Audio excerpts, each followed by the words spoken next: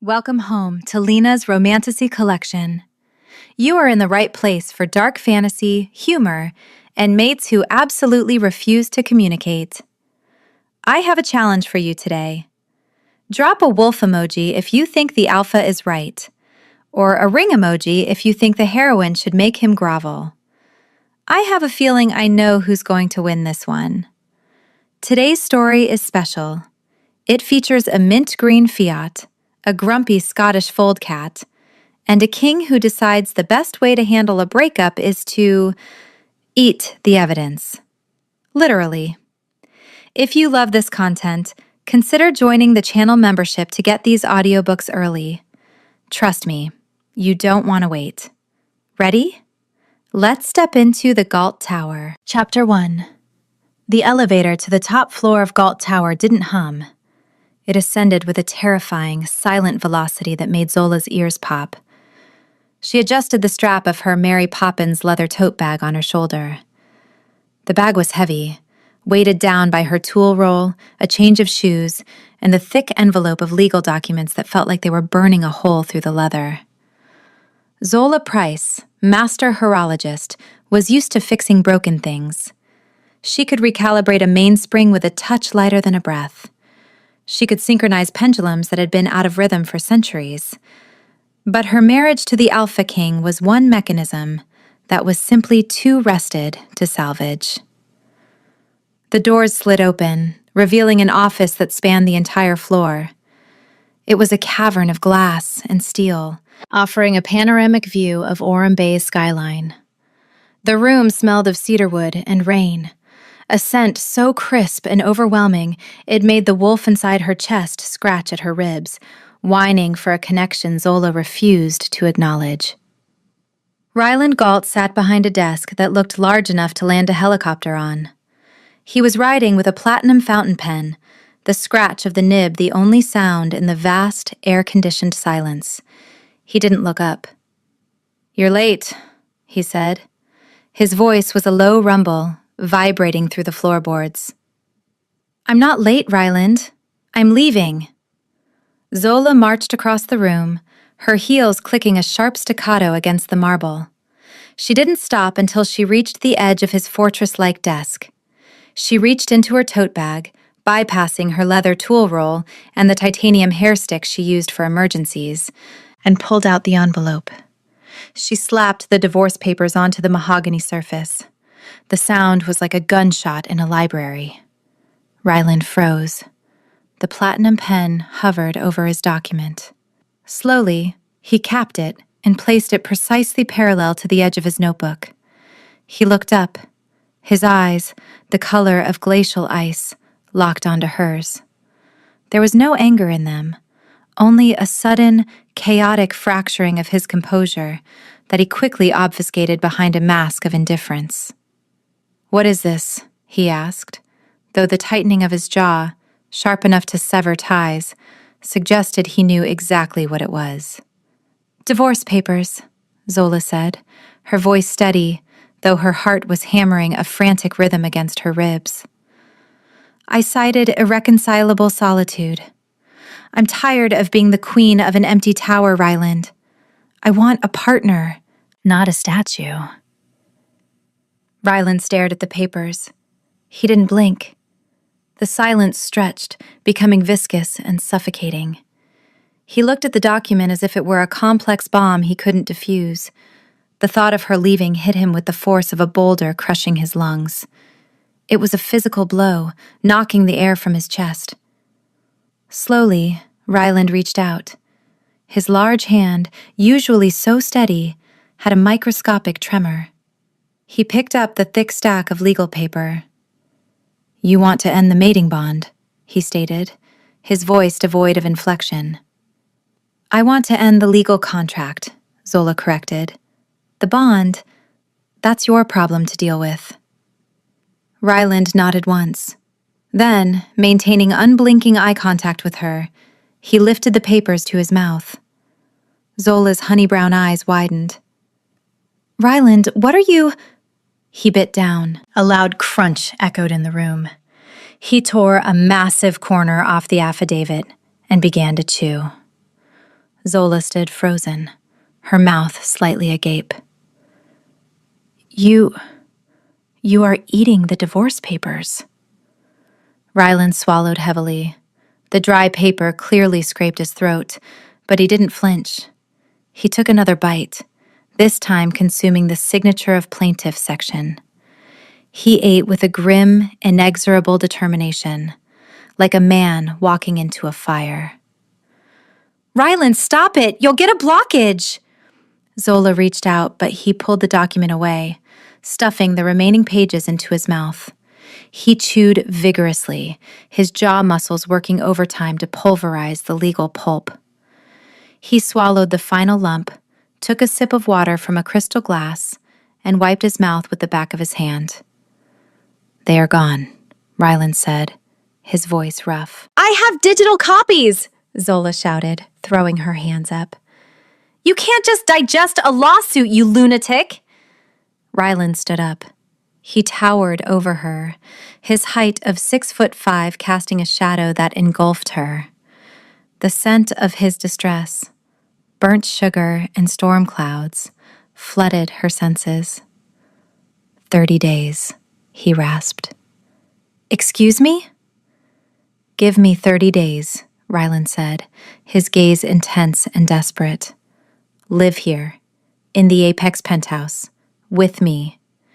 If, after 30 days of actual effort, you still want to leave, he paused, looking physically pained. I will sign the new copy, and I won't eat it. Zola stared at him. She saw the fear behind the ice in his eyes. She saw a man who didn't know how to ask for help, so he just destroyed the evidence of his failure. Fine, Zola said, gripping her tote bag tighter. 30 days, but I'm bringing the cat. Chapter 2. The move-in process was less of a romantic cohabitation and more of a tactical invasion. Zola pulled her 2021 mint green Fiat 500 Connect, affectionately named the Bean, up to the private service entrance of the Galt Tower. The car was spotless, smelling faintly of lemon polish, a stark contrast to the line of armored black SUVs usually parked there. Ryland stood by the curb, flanked by his High Guard enforcers, Commander Jax and Lieutenant Torian. Ryland looked at the small, bulbous car with a mixture of confusion and horror. It looks like a confection, Ryland muttered. Is it safe? It has 5-star safety ratings and gets excellent mileage, unlike your tank, Zola retorted, popping the trunk. She handed Ryland a box marked Fragile, Horology Tools. He took it as if it weighed nothing. Then, she reached into the passenger seat and retrieved the carrier. Inside, a low, demonic growl emanated from the darkness. Is there a badger in there? Jax asked, grinning. He was a mountain of muscle with a buzz cut, leaning casually against a concrete pillar. That is Pickles, Zola said, slinging her heavy tote bag over her shoulder, and he is currently evaluating which one of you to murder first. They took the private elevator to the Apex penthouse. The space was breathtaking, but clinically cold. The floors were polished obsidian, the walls were floor-to-ceiling glass, and the furniture looked like it had been designed by people who hated comfort. There were no photos, no knickknacks, just vast, empty space. Zola set the carrier down in the center of the living room. All right, Pickles, assess the territory. She unlatched the door. Pickles, a chubby, gray Scottish fold with ears flat against his round head, waddled out. He stopped, sniffed the air, and immediately hissed at Ryland. Ryland took a step back.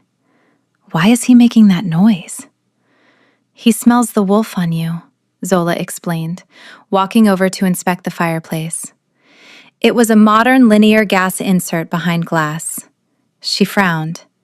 There was no way to stoke it, no comforting crackle of wood, just a sterile line of fire that clicked on via a wall panel. He's territorial. Pickles, ignoring the vast square footage available to him, trotted directly toward the monolithic gray sofa, clearly Ryland's spot, and jumped up. He kneaded the expensive fabric with his claws, circled 3 times, and flopped down, glaring at the Alpha King. "He has claimed your throne, sire," Torian murmured into his comms, his voice dead serious, though his eyes danced with amusement. "Move him," Ryland ordered, looking at the 10-pound cat. "I'm not touching him," Jack said, holding up his hands. "That thing is a demon." "Zola," Ryland said, turning to her. "The beast is on my cushion." Zola was busy unpacking her leather tool roll on the dining table, laying out her micro screwdrivers and tweezers with military precision. "He's comfortable, Ryland. Don't be rude. There's plenty of sofa." Ryland looked at the cat. The cat narrowed its eyes. "This is going to be a long month," Ryland sighed.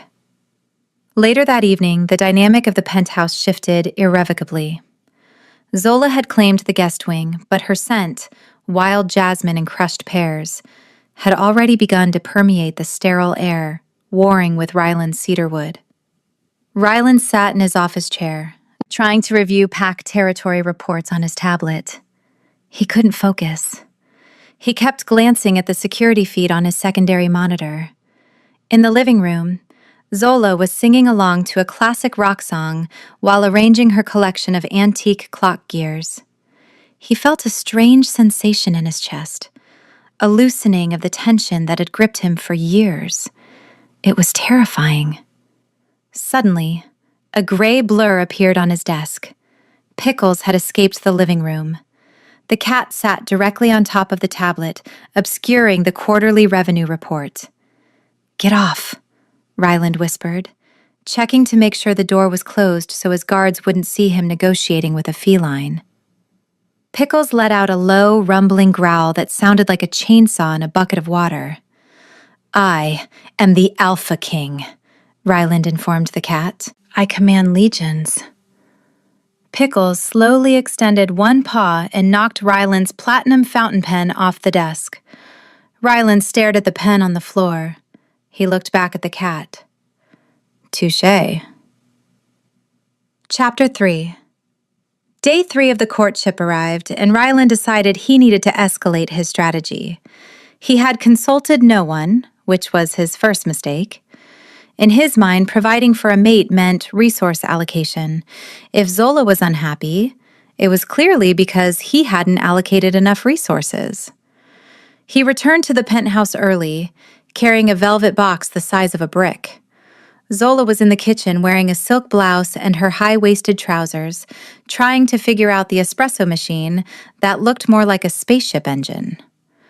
Pickles was currently in his cat sling, a fabric pouch Zola wore across her chest, snoring softly against her heart. "Zola," Ryland said, placing the box on the marble island. She turned, startled. "You're home early. Did you eat another contract?" "No," Ryland said, straightening his tie. "I brought you something." Zola wiped her hands on a towel. She eyed the box warily. "Ryland, you don't need to buy me things." "Open it." She hesitated, then flipped the lid. Inside, resting on black satin, was a diamond choker. The stones were massive, obscene things that caught the overhead light and fractured it into blinding rainbows. It was heavy, thick, and undeniably exorbitant. It cost more than her entire clock shop, inventory included. Zola stared at it. The silence in the kitchen grew heavy. "It is luminous," Ryland offered, waiting for the swoon. He had been assured by the jeweler that this piece was fit for a queen. Zola looked up, her honey-brown eyes flashing with gold. Not from joy, but from indignation. "It's a collar," she said flatly. Ryland blinked. "It is a necklace. Platinum, flawless diamonds." "It fits tight around the throat," Zola said, closing the box with a sharp snap. It's a collar, Ryland. I am not a dog.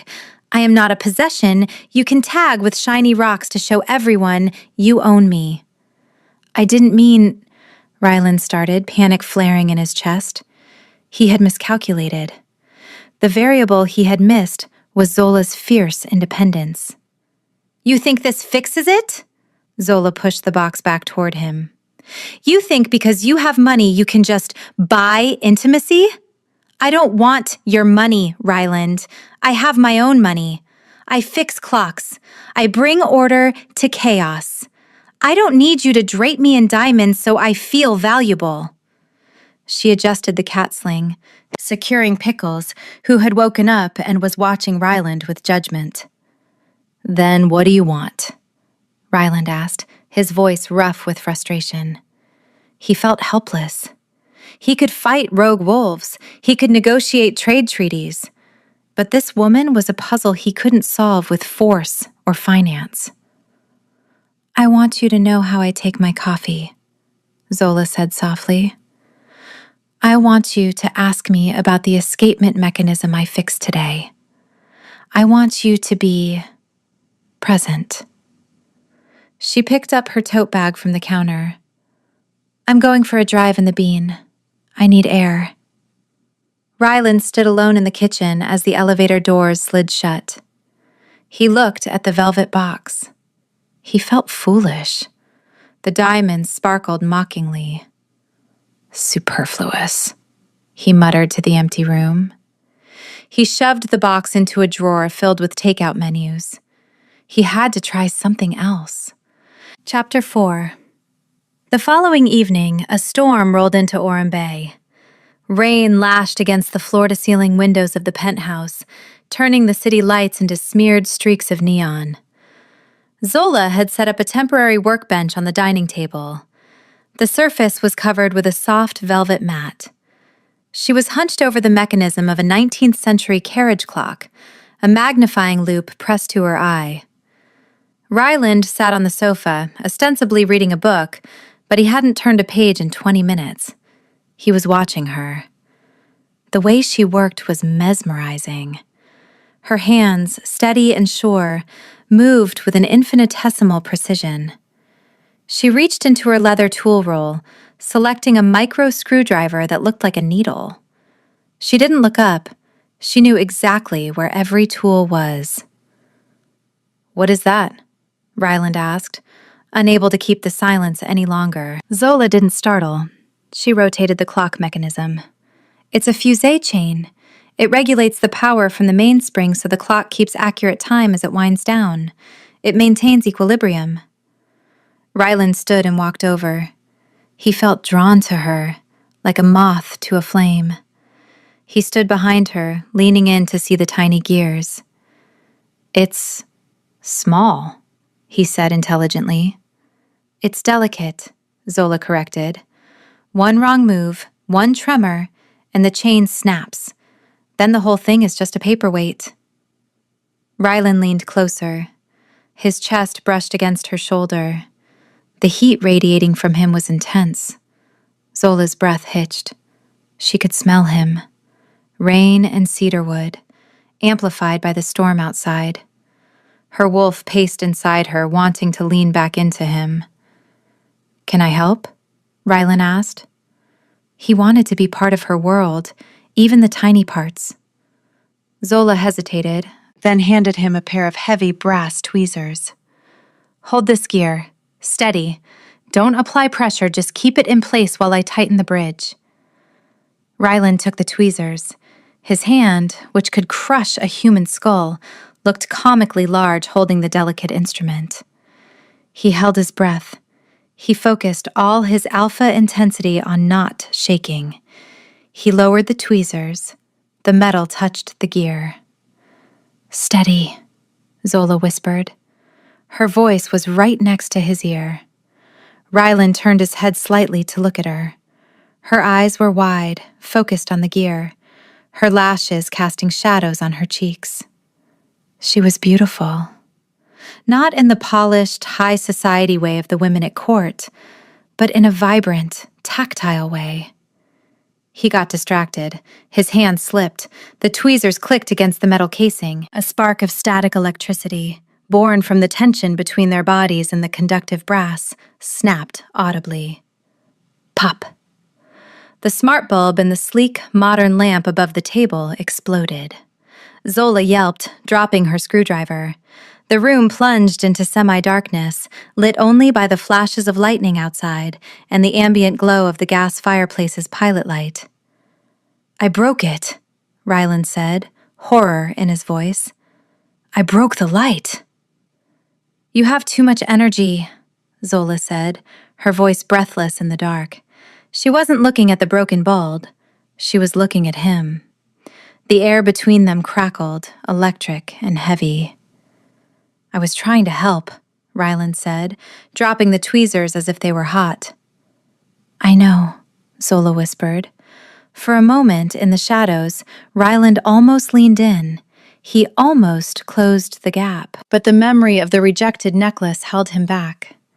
He pulled away, the distance between them feeling like a canyon. "I will call maintenance to fix the bulb," Ryland said stiffly, retreating toward his office. "And I will buy you a new clock if I damaged that one." Zola watched him go, her heart oscillating wildly in her chest. He still didn't get it. She didn't care about the bulb. She just wanted him to stay in the dark with her. Chapter 5. The morning after the incident with the exploding smart bulb, the atmosphere in the Apex penthouse was thick with unresolved tension. The maintenance crew had already replaced the bulb above the dining table, leaving no trace of the previous night's electrical intimacy, but the air still felt charged. Zola was in the kitchen, feeding Pickles a tin of premium salmon pâté, when the building's security alarm didn't wail, but rather, the internal intercom buzzed with a frantic, rhythmic urgency. "Sire," Commander Jax's voice crackled over the comm system, sounding unusually breathless. "We have a situation in the lobby. I've never seen anything like it. It's loud. It's wearing floral print." Ryland, who was drinking black coffee and reading a tablet at the island, frowned. "Is it an assassin?" "It's an uncle," Jax replied. "He's armed with a microphone stand and he's threatening to sing Total Eclipse of the Heart if we don't let him up." Zola dropped her spoon. "Uncle Monty." "Let him up," Ryland ordered, rubbing his temples, "before he breaks into the chorus." 3 minutes later, the elevator doors slid open. Uncle Monty stormed into the penthouse like a hurricane in a Hawaiian shirt. He was a short, sturdy man with a gray ponytail and a face weathered by years of managing The Howl, Orem Bay's rowdiest karaoke bar. In his right hand, he gripped a heavy-duty, cast-iron microphone stand like a bow staff. "Where is she?" Monty bellowed, swinging the stand dangerously close to a Ming vase. "Where is the niece of my heart?" "I'm right here, Uncle Monty," Zola said, stepping out from behind the kitchen island. Monty dropped the stand. It hit the floor with a heavy thud that made Ryland flinch, and rushed to embrace her. He smelled of old vinyl records and peppermint. "I haven't heard from you in 4 days. The news said you moved into the wolf's den. I thought you were being held hostage." "I'm fine," Zola promised, patting his back. "It's a negotiation strategy." Monty pulled back, his eyes narrowing as he spotted Ryland. The Alpha King stood by the window, 6'5" of imposing, tailored power. Monty, 5'7" on a good day, marched right up to him.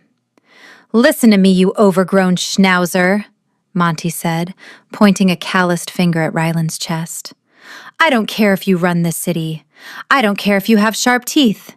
If you make her cry, I will bring the entire Sunday Night Ballad League to your doorstep, and we will wail until your ears bleed." Ryland looked down at the finger poking his silk tie. He looked at the microphone stand on the floor. Then he looked at Zola, who was covering her face with her hands. I have no intention of making her cry, Mr. Price, Ryland said, his voice surprisingly gentle. And I respect a man who defends his pack, regardless of the weaponry. Monty paused, blinking. He hadn't expected the Alpha King to be polite. He picked up his mic stand. Right. Good. Well, just so we're clear. He looked around the sterile penthouse. This place has no soul, Galt. Needs more neon. Maybe a fog machine. I will take it under advisement, Ryland said solemnly. I'm watching you, Monty warned, backing toward the elevator. Always watching. Like the police in that Sting song. As the doors closed, Ryland looked at Zola. Your lineage is spirited. I'm so sorry, Zola groaned. Don't be, Ryland said, taking a sip of his coffee. He cares about you. It is admirable. Chapter 6. You are boring, Commander Jack said, popping a grape into his mouth. Ryland sat behind his massive desk in the Galt Tower office, staring at his two most loyal enforcers. Jax was lounging on the leather sofa, feet up, while Lieutenant Torian stood by the window, cleaning a tactical knife with a terrifying rhythmic precision. I am not boring, Ryland defended, adjusting his signet ring. I am efficient. I am regal. Regal is code for boring, sire, Torian said, not looking up from his blade. You bought her a diamond collar. That is the move of a man who has read about romance in a textbook written by an alien. Ryland scowled. She returned it. She said she wanted presents. She wants me to be fun.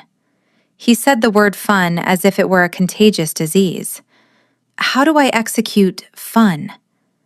Jack sat up, the leather creaking under his bulk. Look, boss, you're the alpha. You spend your life suppressing your instincts, controlling the pack, managing billion-dollar mergers. Zola is a mechanic. She likes things that work. She likes puzzles. But she also drives a car that looks like a breath mint. She has a sense of whimsy. Whimsy, Ryland repeated, testing the word. I don't do whimsy. I do war. That's the problem, Jack said. You treat the courtship like a siege. You're trying to conquer her. You need to play with her. Ryland stood up and paced the length of the office. The sunlight caught the sharp angles of his face. He felt out of his depth. Give him a rogue incursion, and he knew exactly where to bite. Give him a wife who wanted him to smile, and he was paralyzed. Play, Ryland muttered. Like chess? No, Jax groaned. Not chess. Something loud, something useless, something where you might actually lose. I do not lose, Ryland said automatically.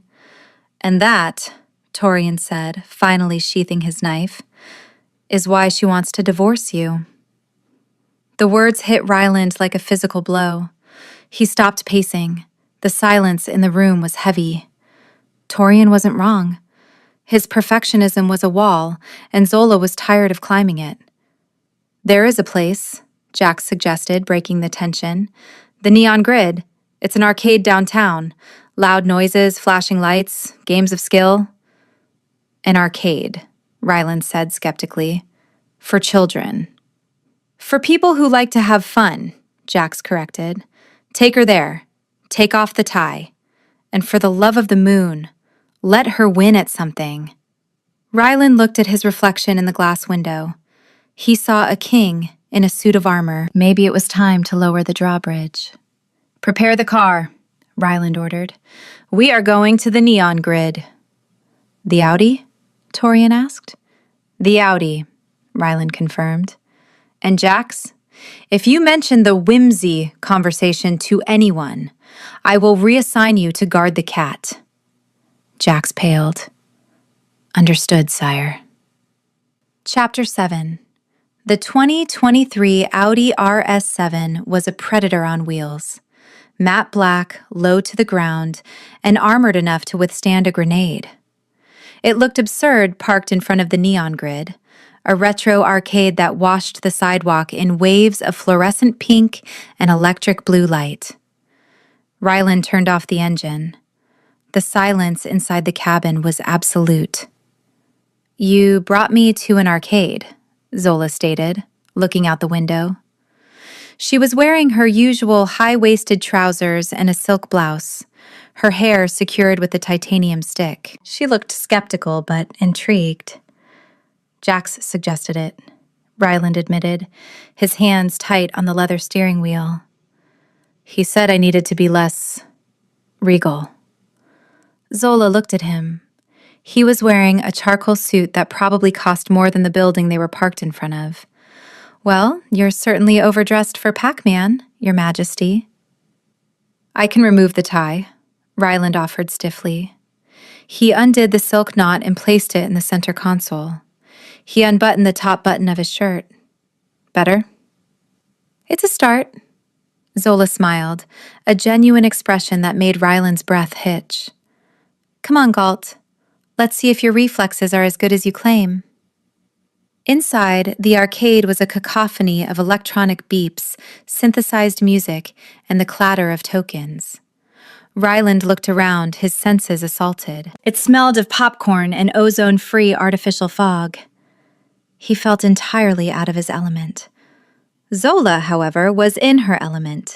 She navigated the crowded floor with ease, leading him past the crane games, which Ryland eyed with suspicion, to the back of the room. "Air hockey," Zola declared, standing on one side of a battered table. "The sport of champions." Ryland stood at the other end. He gripped the red plastic striker. "I understand the physics. Defend the goal. Project the puck." "It's a puck, not a missile, Ryland. Relax." She dropped the puck.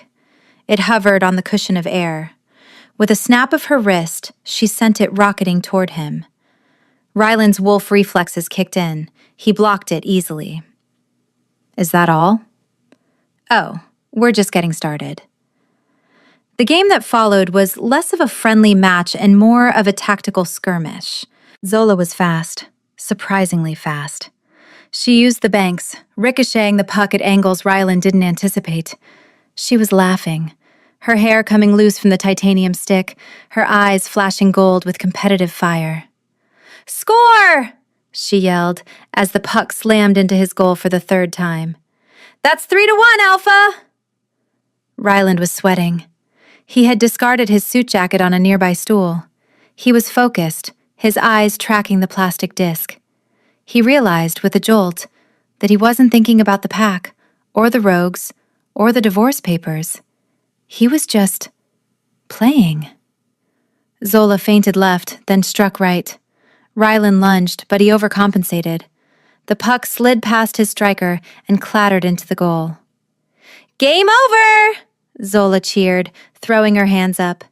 "The Omega reigns supreme!" Ryland stood there, panting slightly. He looked at the scoreboard. He had lost. He, the Alpha King, had been defeated by his wife in a game of air hockey. He looked at Zola. She was beaming, her face flushed, looking more vibrant than he had ever seen her. A sound bubbled up in his chest. It felt foreign, rusty. It escaped his throat before he could stop it. A deep, rich laugh. Zola stopped celebrating. She stared at him. "Did you just laugh?" "I believe I did," Ryland said, a smile lingering on his lips. A real one, not a press conference grimace. "You cheated, of course. The physics of that last shot were impossible." "It's called skill, Galt," Zola teased, grabbing her tote bag. "Now buy me a slushie. You owe me." Chapter 8. The domestic experiment continued the next day with a trip to the supermarket. Ryland insisted on driving the Audi again, though Zola argued that the Bean was better suited for parking lots. "We need supplies," Ryland said as they entered the sliding doors of Fresh and Frugal. "The refrigerator is empty." "Because you eat out every night," Zola pointed out, grabbing a cart. Ryland immediately took the handle. It looked like a toy in his grip. "We need protein," Ryland stated, steering the cart toward the meat aisle with military determination. "And sustenance for the beast." "Pickles," Zola corrected. "His name is Pickles." The shopping trip was a disaster of the best kind. Ryland tried to put 12 steaks into the cart. Zola put 10 back. Ryland discovered the cereal aisle and stared at the colorful boxes with the confusion of an anthropologist discovering a new civilization. "Why is the rabbit stealing the yogurt?" Ryland asked, holding up a box of sugary cereal. "It's a mascot, Ryland. Put it back. We're getting oatmeal." "Oatmeal is sludge," Ryland argued, but he put the box back. They reached the pet aisle. Ryland hoisted a 20-pound bag of premium clumping litter onto his shoulder as if it were a sack of feathers. "This is efficient," Ryland noted. "It clumps." "You are weirdly obsessed with the cat's bathroom habits," Zola laughed, reaching for a bag of catnip mice. As they stood in the checkout line, Ryland debating the necessity of coupons with the cashier. "I can simply pay the full amount." "No, Ryland, it's the principle." Zola felt a strange warmth. He was trying. He was terrible at it. He looked ready to tackle the register when it beeped too loudly. But he was trying. They exited the store, Ryland carrying 4 bags in one hand and the massive bag of litter on his other shoulder. Zola walked beside him, checking her receipt. "Alpha Galt!" The shout came from the parking lot. A blinding flash of light erupted. Ryland's instinct was instantaneous. He dropped the groceries, except the litter, which he shifted to shield Zola, and snarled, stepping in front of her. A paparazzo stood there, lowering his camera, looking terrified but triumphant. "Just got the shot! The Alpha King doing chores! The tabloids will love this!" Ryland took a menacing step forward, his eyes darkening. "Delete it." "Ryland, stop," Zola said, placing a hand on his tense bicep. "Let him go. It's just a photo." "It is an invasion," Ryland growled, but he stopped. The photographer scrambled into a sedan and peeled away. Later that night, the photo hit the internet. It showed Ryland Galt, the terrifying Alpha King, wearing a casual button-down shirt, looking murderously protective while holding a bag of ultra-scented kitty litter. Zola looked at the photo on her phone and giggled. "You look domestic." Ryland, sitting on the sofa, next to Pickles, who was ignoring him, sighed. "I look ridiculous."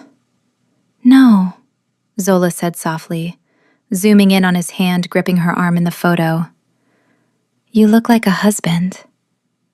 The silence that followed was comfortable but short-lived. Zola's phone pinged with a new email. She glanced at it and her smile faded. It was an invitation to the annual Pack Gala, and underneath it, a forwarded message from an unknown number. "See you there, little bird." Zola shivered. She looked at Ryland, who was arguing with the cat about personal space. She didn't show him the message. It was probably just spam. Paranoia, she told herself. Just paranoia. Chapter 9. The invitation arrived on heavy, cream-colored cardstock, embossed with the Sovereign Pack's gold crest. It looked innocent enough, resting on the sleek obsidian surface of the penthouse kitchen island, but to Zola, it felt like a summons to a gladiator arena. "The annual Alpha Summit Gala," Zola read aloud, her voice tight. She was wearing her silk robe, sipping coffee that tasted like anxiety. "Do I have to go? I feel like my time would be better spent calibrating the escapement on that 18th century mantel clock." Ryland stood by the window, buttoning the cuffs of his pristine white dress shirt. He looked every inch the monarch, composed, powerful, and utterly unyielding. It is mandatory, Zola. You are the queen. Your absence would be interpreted as weakness. And right now, with the rumors of the Crimson Syndicate, he trailed off, his jaw tightening, sharp enough to sever ties. Right, the Syndicate. Zola glanced at her phone. The message from the unknown number still sat in her inbox. See you there, little bird. She had dismissed it as a wrong number or a prank, but a cold shiver traced her spine. I will be with you the entire time, Rylan promised, walking over to her. He smelled of cedarwood and rain, a scent that was becoming dangerously comforting. No one will touch you. I can handle a few snobby alphas, Rylan, Zola said, forcing a smile. I deal with temperamental antiques every day. Old wolves are just louder. Later that afternoon, Zola insisted on driving herself to her shop, the Gilded Gear, to pick up the dress she had stashed there for emergencies. Ryland wasn't happy about it. Take the Audi, he argued. It has bulletproof glass. I'm taking the Bean, Zola countered, grabbing the keys to her 2021 mint green Fiat 500 Connect. It's easier to park, and it doesn't look like a hearse. Rylan grumbled, but let her go, likely because he was busy coordinating security with Commander Jax. The drive through Orem Bay was usually therapeutic. Zola loved the hum of the city, the way the skyscrapers reflected the afternoon sun. But today, the city felt predatory. She checked her rearview mirror. A black SUV with tinted windows was 3 car lengths behind her. It had been there since she left the tower. Paranoia, she muttered to herself, gripping the steering wheel. Just because you're married to a werewolf king doesn't mean you're in a spy movie. She turned right, down a narrow cobblestone street. The SUV turned right. She sped up, weaving around a delivery truck. The SUV accelerated, its engine growling with a mechanical menace that matched the thrumming of her own pulse. Panic, cold and sharp, spiked in her chest. She reached for her phone in her Mary Poppins tote bag, intending to call Ryland. But as she turned the final corner toward her shop, the SUV suddenly peeled off, disappearing down a side alley. Zola let out a breath she didn't know she was holding. Her hands were shaking. She parked the Bean in front of her shop, her heart hammering a frantic rhythm against her ribs. Get a grip, Zola, she scolded herself. It was just traffic. Coincidence. Ephemeral panic. She unlocked her shop door, the familiar scent of oil and old wood calming her nerves. She grabbed the garment bag hanging in the back office. The dress was safe. She was safe. But as she walked back to her car, she noticed something on the windshield of her mint green Fiat, a single black feather tucked under the wiper blade. She stared at it, the world tilting on its axis. It wasn't paranoia. The predators were circling. Chapter 10. The grand ballroom of the Orem Bay Hotel was a study in opulence. Crystal chandeliers the size of small cars dripped light onto a floor crowded with the city's supernatural elite. The air was thick with the scent of expensive perfume, champagne, and the underlying musk of raw power. Zola stood at the top of the marble staircase, her hand resting on Ryland's tuxedo-clad arm. She wore the dress she had retrieved, a floor-length gown of emerald silk that clung to her curves like water and matched the gold flecks in her honey-brown eyes. Her hair was swept up, secured by her signature titanium hairstick, which doubled as a weapon in her mind. Breathe, Ryland whispered, sensing her tension. You look incandescent. I look like bait, Zola muttered, but she squared her shoulders. Let's get this over with. They descended the stairs. Heads turned, conversation stopped. The arrival of the Alpha King and his estranged but maybe not wife was the main event. Ryland guided her through the crowd with a possessive hand on the small of her back. He growled low in his chest whenever another male lingered too long on her. "Galt!" a voice boomed. A man stepped into their path. He was broad, wearing a suit that strained against his bulk, with a scar running through his eyebrow. This was Alpha Draven of the Ironclaw Pack. "Draven," Rylan acknowledged, his voice dropping to sub-zero temperatures. Draven ignored Rylan and looked Zola up and down with a sneer. "So, this is the Omega who managed to leash the king. I heard she fixes clocks. Tell me, sweetheart, how much to oil my watch? Or do you only service royalty?" The insult was crude, public, and designed to humiliate. Rylan's body went rigid. His eyes flashed from ice blue to a feral midnight black. A growl ripped from his throat, loud enough to silence the nearby orchestra. He was ready to tear Draven's throat out right there on the parquet floor. Zola placed a calming hand on Rylan's chest. She felt his heart thundering like a war drum. She stepped forward, smiling sweetly at Draven. "Alpha Draven," she said, her voice clear and projecting perfectly. "It is a common misconception that size equates to quality. In horology, we learn that the largest gears are often the slowest and the least essential. It is the small, precise balance wheel that controls the entire mechanism." She took a sip of her champagne, her eyes locking onto his. "If your watch needs oiling, I suggest you find a technician who specializes in heavy machinery. My skills are reserved for instruments that possess complexity and value. Unfortunately, you lack both." Silence swept the room. Someone in the back gasped. Draven's face turned a violent shade of purple. He opened his mouth to retort, but he had nothing. She had insulted his intelligence, his worth, and his speed without using a single profanity. Rylan stared down at her. The rage in his eyes vanished, replaced by a look of absolute, terrifying awe. He looked like he wanted to fall to his knees and worship her. "Shall we dance, my king?" Zola asked, turning her back on the sputtering Alpha.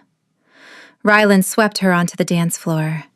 "Remind me," he whispered into her ear, "never to argue with you in public." "Smart wolf," Zola replied, but even as they spun, she couldn't shake the feeling of eyes on her. Cold, hungry eyes, watching from the shadows of the balcony. Chapter 11. The gala ended at midnight. Zola's feet ached in her heels and her social battery was drained. Rylan guided her toward the elevators that would take them down to the private parking garage, level B. "You were formidable tonight," Rylan said, pressing the button. "Draven will not recover from that burn for a decade." "He was a bully," Zola sighed, leaning against the mirrored wall. "I just treated him like a recalcitrant mainspring." The elevator dinged. The doors slid open. Level B was usually brightly lit and patrolled by security. Tonight, it was pitch black. The overhead fluorescents had been smashed, leaving only the dim, flickering emergency lights casting long, skeletal shadows across the concrete. The air smelled wrong. It didn't smell of exhaust or gasoline. It smelled of sulfur, rot, and wet dog. "Stay behind me," Ryland commanded instantly. His voice was no longer that of the husband. It was the Alpha. They stepped out. Their footsteps echoed in the vast, empty silence. Zola scanned the darkness for her mint-green Fiat 500, which was parked near the exit ramp. She had insisted on driving herself straight from the shop to meet him here. Ryland's Audi was parked on the opposite side. "Something is wrong," Zola whispered. She reached into her clutch, too small for her tool roll, but she had kept her titanium hairstick. She pulled it from her hair, letting her chestnut curls fall loose. "Run to the car," Ryland murmured, "on my mark." Click. The sound of a heavy industrial lock engaging echoed through the garage. The exit gates slammed down. From the shadows, shapes began to detach themselves. Eyes glowed in the gloom, yellow, red, amber. Low growls vibrated through the concrete floor. "Well, well," a voice sneered from the darkness. "The king and his little bird." Alphavorian stepped into the flickering light. He was lean, scarred, and radiated a chaotic, feral energy. He was the leader of the Crimson Syndicate, and he wasn't alone. Around him, 20 rogue wolves stepped forward. They were mangy, massive, and desperate. "Vorian," Ryland said, stepping in front of Zola, shielding her with his body. "You are trespassing on sovereign territory. This is an act of war." "It's not war, Galt," Vorian laughed, a dry, rasping sound. "It's a slaughter. You have become soft, playing house with an Omega while your borders bleed." "Run," Ryland said to Zola, his voice a low vibration that she felt in her bones. "There is nowhere to run," Zola whispered, gripping her hair stick. "They've blocked the exits." "Then survive," Ryland said, and then he shifted. Chapter 12. The transformation was violent and instantaneous. Ryland didn't just undress. The beast inside him exploded outward. His tuxedo shredded with the sound of tearing silk. Bones cracked and realigned with a visceral, wet crunch. Muscles expanded, reshaping his human form into a nightmare of fur and claws. In seconds, the man was gone. In his place stood a midnight blue wolf, massive and terrifying, standing nearly 5 feet at the shoulder. His silver-tipped ears flattened against his skull. Zola scrambled backward toward a concrete pillar, her mind racing. She closed her eyes and screamed internally, pushing the thought out with every ounce of willpower she possessed. "Jax! Level B! Ambush!" It was a long shot. Omegas weren't known for strong telepathy, but she was the Alpha's mate. The bond had to count for something. A growl from Ryland shook the garage. He didn't wait for them to attack. He launched himself at the nearest rogue. The fight was a blur of violence. Ryland was a whirlwind of teeth and claws. He caught a gray wolf in midair, snapping its spine with a sickening crunch before tossing it aside. He spun, his massive jaws clamping onto the leg of another, dragging it down. But there were too many of them. "Get him!" Vorian shouted, remaining in his human form, watching with sadistic glee. "Tear him apart! Leave the girl for me!" The rogues swarmed. They were uncoordinated but relentless. 3 wolves latched onto Ryland's flanks. He roared, shaking them off, his claws leaving deep gouges in the concrete floor. Zola watched, horrified, from behind the pillar. Blood, dark and slick, began to mat Ryland's midnight fur. He was fighting with the strength of 10 wolves, but he was fighting 20. A reddish-brown wolf lunged for Ryland's throat. Ryland batted it away, but the distraction cost him. Another rogue bit deep into his hind leg, severing a tendon. Ryland stumbled. "No!" Zola screamed. Ryland went down on one knee, snapping his jaws, keeping them at bay, but the circle was tightening. He was breathing heavily, his sides heaving. He was losing blood fast. Vorian laughed. "Look at him, the great Alpha King, dying on a dirty garage floor." Zola looked at her husband. He caught her eye, a flash of glacial blue amidst the carnage. There was no fear in his gaze, only an apology. He was preparing to die to buy her a few more seconds. Something inside Zola snapped. It wasn't fear. It was a primal, ancient rage. She wasn't just a clockmaker. She wasn't just an Omega. She was his, and he was hers.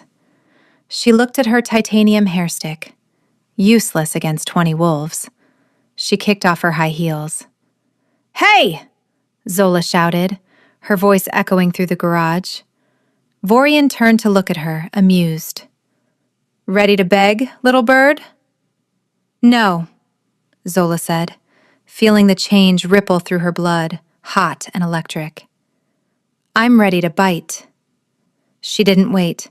She let the wolf take the wheel. Chapter 13. The sound of expensive emerald silk tearing was lost beneath the guttural snarls echoing through the concrete garage. Zola didn't feel the loss of the gown. She only felt the agonizing, electric fire of her bones breaking and reshaping. It was a pain she hadn't felt in years, sharp and absolute, but it was eclipsed by a singular, driving need. Protect the alpha. She exploded from behind the concrete pillar, no longer a woman in high heels, but a creature of sleek, golden fur and predatory instinct. She was smaller than the male warriors, significantly so, but she moved with the fluid velocity of a mercury spill.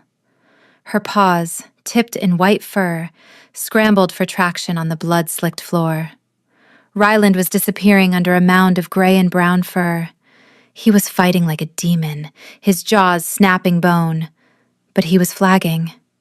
His hind leg, the tendon severed, dragged uselessly behind him, leaving a streak of crimson on the oil-stained ground. Zola didn't roar. She didn't have the lung capacity for the thunderous challenges the males issued. Instead, she became a silent projectile. She slammed into the flank of a rogue wolf that was gnawing on Ryland's shoulder. The impact was enough to knock the breath from him. Before he could recover, Zola clamped her jaws onto his hind leg, the exact spot where Ryland had been crippled, and twisted violently. The rogue yelped, releasing Ryland to snap at her, but she was already gone, darting underneath Ryland's massive bulk to attack the next aggressor. Ryland felt the shift in the battle immediately. He smelled her before he saw her. Wild jasmine and crushed pears cutting through the stench of copper and sulfur. He roared, a sound of terrified fury. She shouldn't be here. She should be running. But she was a blur of gold, weaving through the chaos, biting ankles, hamstringing enemies, and creating openings for Ryland to exploit. She was the precision gear in a machine of brute force. Alpha Vorian, watching from the shadows near the exit ramp, stopped laughing. His eyes narrowed. He saw the golden wolf, the anomaly. "Enough," Vorian hissed. He stripped off his leather jacket and tossed it aside, not bothering with the rest. His shift was ugly, a series of wet, popping sounds as his remaining clothes shredded around his expanding form. He emerged as a rust-colored wolf, scarred and mangy, but massive. Ryland was occupied with 3 rogues who were trying to pin him. Zola saw Vorian charge. He wasn't aiming for Ryland. He was aiming for her. She tried to pivot, her claws scrabbling on the concrete, but she was cornered between the bumper of her mint-green Fiat and a concrete wall. Vorian lunged, his jaws open, aiming for her throat. Zola dropped low, exposing her back to protect her neck. Vorian's teeth missed her jugular, but raked viciously down her side. His claws followed, tearing through fur and skin. The pain was blinding. Zola yelped, a high, sharp sound that cut through the garage like a siren. The force of the blow threw her against the side of her car, denting the pristine metal of the bean. Ryland heard her cry. It shattered his focus. It shattered his restraint. He ignored the rogue biting his arm. He ignored the ruined tendon in his leg. He threw his head back and unleashed a roar so full of raw, agonizing power that the overhead emergency lights flickered and died, plunging them into near-total darkness. The darkness didn't last. A deafening ping echoed through the garage, absurdly cheerful amidst the slaughter. The freight elevator doors at the far end of the garage were forced open with the screech of bending metal. Light flooded in from the elevator cab, silhouetting a group of figures that looked less like men and more like walking tanks. "For the king!" Commander Jax didn't bother to shift. He was holding a tactical assault rifle loaded with silver nitrate tranquilizers, but seeing the chaos, he tossed the gun aside and shifted mid-sprint. His clothes shredded, revealing a massive, brindle-coated wolf that hit the first line of rogues like a bowling ball striking pins. Lieutenant Torian was right behind him, followed by 6 members of the High Guard elite. They moved with a terrifying synchronized efficiency. They were fresh, they were armored in natural muscle, and they were furious. The tide of the battle turned instantly. The rogues, already exhausted from trying to take down Ryland, crumbled under the fresh assault. Ryland, however, had tunnel vision. He didn't see his guards decimating the enemy. He saw only the rust-colored wolf standing over the crumpled golden form of his mate. Adrenaline acted as a temporary bridge for his severed nerves. Ryland launched himself across the gap. He collided with Vorian with the force of a derailed train. The impact sent both alpha wolves skidding across the concrete, slamming into the side of the Audi RS7, shattering the reinforced glass. Vorian scrambled to regain his footing, but Ryland was possessed. He wasn't fighting for territory. He was fighting for Zola. He clamped his jaws onto the back of Vorian's neck, the dominance hold, and bit down until he felt the spine creak. Vorian whined, going limp in submission. Ryland didn't let go. He shook the rogue leader violently, slamming his head against the pavement once, twice. He wanted to finish it. The wolf inside him demanded blood for the blood spilled from Zola's side. "Sire, hold!" Torian's voice, projected via mind link, cut through the red haze. "We need him alive. We need to know who funded this." Ryland froze. His chest heaved like a bellows. His jaws were still locked on Vorian's neck. Slowly, with agonizing reluctance, he released the pressure. He kept his heavy paw pinned on Vorian's throat, growling low and steady. Around them, the garage fell silent, save for the whimpers of defeated rogues and the heavy panting of the victors. The High Guard moved efficiently, snapping silver collars onto the survivors. Ryland stepped back, limping heavily now that the adrenaline was fading. He looked toward the Fiat. The golden wolf was lying still. Chapter 15. The smell of blood was overwhelming, a metallic tang that coated the back of Ryland's throat. He dragged his injured leg, leaving a wet trail behind him as he approached the small golden form huddled against the tires of the mint-green car. "Zola," he tried to say, but it came out as a broken whimper. He concentrated, forcing the shift. It was agonizing. His body, already broken, rebelled against the change. Bones snapped back into human alignment, skin knit together, stretching over torn muscle. Ryland collapsed onto his knees, naked, blood-soaked, and shaking. He ignored his own dignity. He reached out with trembling hands. The golden wolf whined softly. Her eyes, usually bright honey gold, were glazed. She initiated the shift back. It was slow, painful. Ryland watched helplessly as the fur retracted, revealing the pale, bruised skin of his wife. She was naked, curled into a fetal position on the cold concrete. The injury was worse in human form. 3 deep, jagged claw marks raked down her left side, from her ribs to her hip. The blood was dark and pulsing sluggishly. "Ryland," she whispered, her voice a thread of sound. Her teeth were chattering violently from the shock. "I've got you. I'm here." Ryland scanned the ground for anything to cover her, but his own clothes were shredded piles of silk across the garage floor. He looked around frantically. "Torian, a blanket, anything!" Torian, who had shifted back and pulled on a pair of emergency gym shorts from the trunk of a guard car, ran over with a thermal survival blanket. Ryland snatched it, wrapping Zola tightly. Her skin was ice cold. You ate the papers, Zola mumbled, her eyes losing focus. She was delirious. Why did you eat the papers? Because I couldn't let you go, Ryland choked out, pressing his hand over the wound on her side to staunch the flow. Stay with me, Zola. Do not close your eyes. That is a royal command. Bossy, she breathed. A faint smile touched her lips, and then her eyes rolled back. Her head lolled against his chest. No. No! Ryland shook her gently. Zola! Jax appeared, dragging a silver-chained Vorian toward the transport van. He stopped when he saw the king. The healers are 2 minutes out, Jax said, his voice grim. They're setting up the mobile unit at the ramp entrance. Ryland scooped Zola up. The pain in his leg was blinding. His tendon was snapped, his muscle shredded, but he stood up.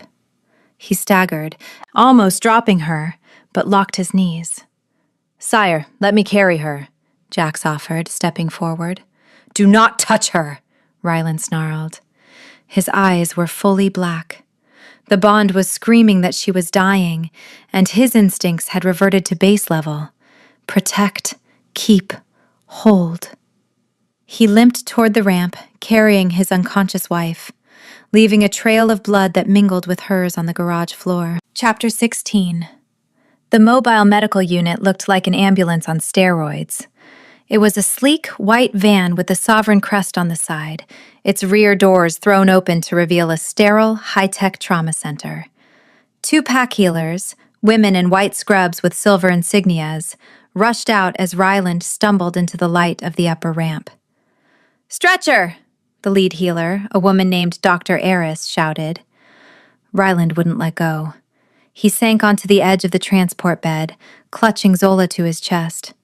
He was covered in blood, both his and hers, and he looked like a creature from a horror film. Sire, you must release her, Dr. Eris said firmly, reaching for Zola's wrist to check her pulse. We need to stabilize the bleeding. Ryland growled, a low, rumbling vibration in his chest. He pulled Zola closer. He wasn't rational. In his mind, taking her away meant she would die. Ryland! Commander Jax barked, stepping into the king's line of sight. You are killing her! Let the healers work! The words penetrated the haze. You are killing her. Ryland blinked. He looked down at Zola's pale face, the blue tinge of her lips. He looked at his own blood-slicked hands. With a shuddering breath, he loosened his grip. Dr. Eris and her assistant immediately swarmed. They lifted Zola onto the gurney. Heart rate is thready, Dr. Eris announced, snapping on gloves. Prepare the wolfsbane antidote just in case the claws were coated. Get the regenerative salve. Grade A. Ryland tried to stand to follow them into the van, but his leg finally gave out. He collapsed onto the asphalt. Check the Alpha! Dr. Eris yelled to a second team emerging from a support vehicle. I'm fine, Ryland slurred, trying to push himself up. His vision was tunneling. Tend to her. You have a severed Achilles tendon and massive blood loss, the second healer noted, cutting away the remains of Ryland's trousers. If you don't let us treat this now, you will have a permanent limp. Hold him down. Jax and Torian stepped in. It took both of the massive enforcers to pin Ryland to the ground as the healer applied a stinging, glowing green paste to his leg. She's stabilizing, Dr. Eris called out from the van, her voice calm and professional. The wound is deep, but it missed the vital organs. Her healing factor is kicking in. Ryland stopped struggling. He lay back on the cold pavement, staring up at the flickering streetlights of Orem Bay. The pain in his leg was a dull roar compared to the silence in his head, where Zola's voice usually was. She fought, Ryland whispered to Jax, who was kneeling beside him. She shifted. She fought for me. She's a warrior, boss, Jax said softly, wiping blood from Ryland's forehead. Now shut up and let the magic goo work. Chapter 17. Consciousness returned to Zola not as a flood, but as a slow, agonizing tide.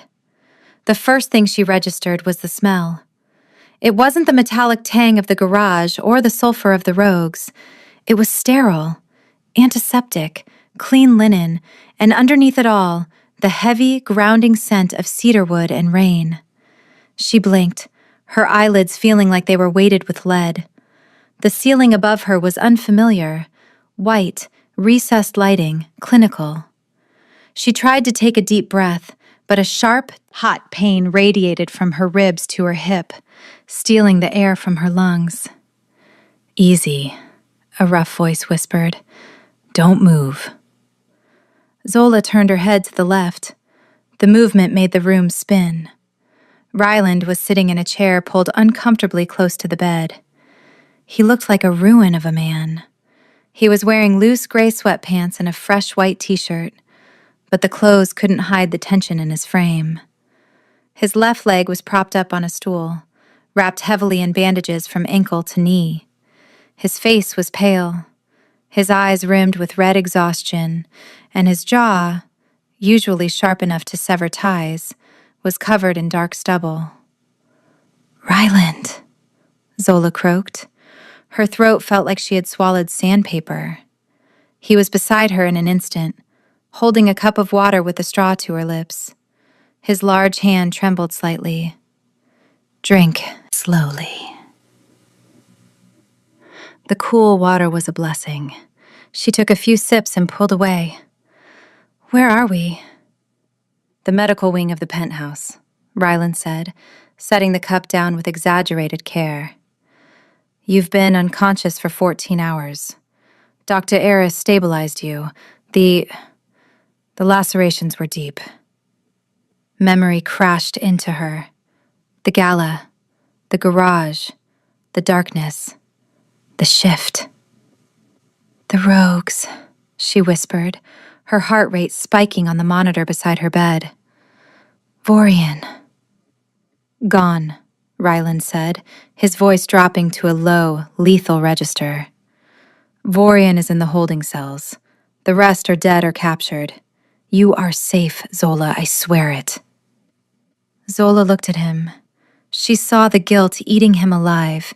It was etched into the lines around his eyes, the slump of his shoulders. He didn't look like the Alpha King. He looked like a man who had almost lost his entire world. "Your leg," she said, pointing a shaking finger at his bandages. "He got your tendon."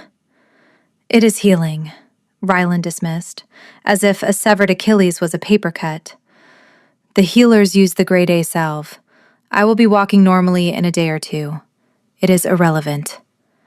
"It's not irrelevant," Zola argued weakly. "You were hurt defending me." "I was hurt because I failed to protect you," Ryland corrected, his voice cracking. He leaned forward, resting his forehead against the mattress near her hand. "I watched you bleed, Zola. I watched him tear into you. The sound of your pain. It was a cacophony that I will never get out of my head." Zola reached out. Her hand felt heavy, but she managed to weave her fingers into his hair. "Ryland, look at me." He lifted his head. His eyes were tormented. "I didn't need you to save me," Zola said softly. "I needed you to fight with me. And you did. We won." "You shouldn't have had to fight," he insisted, stubborn to the end. "I'm a wolf, Ryland. Just because I fix clocks doesn't mean I can't bite." She offered him a tired smile. "Besides, you should have seen the look on Vorian's face when I shifted. He looked very confused." A ghost of a smile touched Ryland's lips, though it didn't reach his eyes. He took her hand, pressing his lips to her knuckles. The gesture was so tender, so revered, that Zola felt a lump form in her throat. "Rest now," he commanded softly. "I am not leaving this chair until you wake up again." Zola wanted to argue, but the pain medication was pulling her back under. "Okay," she whispered. "But feed the cat." "The beast has been fed," Ryland promised. "Sleep." Chapter 18. By the next morning, Zola was lucid enough to be moved from the high dependency unit to a slightly more comfortable room in the suite, though Ryland refused to let her walk. He carried her, gritting his teeth against the pain in his own healing leg, and deposited her onto a nest of pillows. Commander Jax arrived an hour later.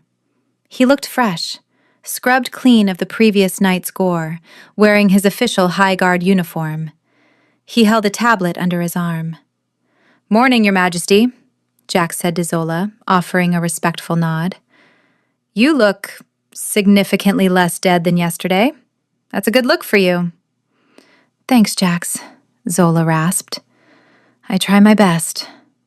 Ryland was pacing the room, or rather, pacing as best he could with a pronounced limp. "Report!" he barked. Jax's expression hardened. He tapped the tablet. "Vorian has been processed. We applied persuasive techniques." Zola knew what that meant. She looked away, focusing on the skyline outside the window. The world of alphas was brutal. "He talked," Jax continued. "The Crimson Syndicate has been bleeding money for months. They were desperate. But they didn't act alone. They had inside intel on the Gala security protocols." Ryland stopped pacing. The temperature in the room seemed to drop 10 degrees. "A traitor?" "A mole in the hotel staff," Jax corrected. "Paid off. We've already located him. He is currently being escorted to the borders. He won't be coming back." "And Vorian?" Ryland asked. "He's broken, sire. He admitted the plan was to take the Queen hostage, to force you to abdicate territory. He didn't expect—" Jax glanced at Zola with a grin. "The Golden Wolf. He called her a blender with fur." Zola snorted, then winced as her ribs protested. "I'll put that on my business card." "What is his status?" Ryland asked, his voice devoid of humor. "He is in the deep cells, under silver lockdown. The council will call for a tribunal execution within the week," Jack said. "The threat is neutralized, sire. The syndicate is headless and scattered." Ryland nodded, but his fists were clenched at his sides. "Double the guard rotations. I want perimeter checks every hour. No one enters the tower without biometric clearance. If a pizza delivery boy so much as looks at the elevator wrong, I want him detained." "Ryland," Zola said gently, "you're spiraling." "I am being prudent," Ryland snapped, then softened immediately as he looked at her. "I am ensuring that nothing touches you again." Jax cleared his throat. "I'll leave you to it. Oh, and, sire, the media is having a field day. They're calling it the Garage Brawl. But the narrative is in our favor. They're saying the king and queen defended the city. Approval ratings are up." "I don't care about ratings," Ryland muttered. "I care about the woman in the bed." Jax saluted and left. Zola watched Ryland. He was vibrating with pent-up aggression. He needed to hit something, but he couldn't leave her side. "Come here," she said. Ryland limped over. "Do you need pain meds? Water? Ice?" "I need you to sit down before you fall down," Zola said. "Your leg is throbbing. I can smell the blood rushing to it." Ryland sighed, a heavy, defeated sound, and sank onto the edge of the bed. "I hate this. I hate seeing you hurt." "I heal fast, remember?" Zola nudged his arm. "Give it 2 days. I'll be back to yelling at you about your spending habits in no time." Chapter 19. The next 3 days were a lesson in patience, mostly for Zola. Her werewolf healing factor was working overtime. The deep gouges on her side had closed into angry red scars that were rapidly fading to pink, itching maddeningly as the skin knit together. She felt strong enough to walk. She wanted to walk.